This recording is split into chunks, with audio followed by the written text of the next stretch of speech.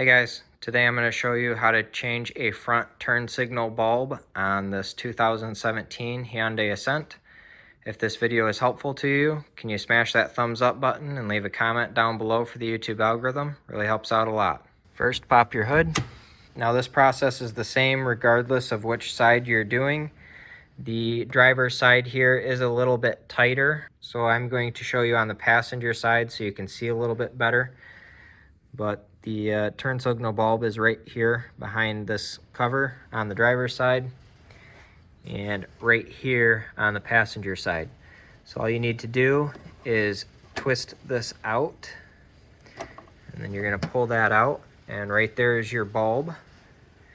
To get your bulb out of this socket, you're going to push down and twist, and then it will come right out like that. So now you can take your new bulb. I will have turn signal bulbs linked down in the description below where you can get these on Amazon.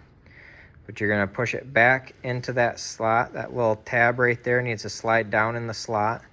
Push down and twist it over, and then it's locked in place. Now we can reinstall our bulb here. This does go in a specific way. So you want to have this widest slot here towards the bottom.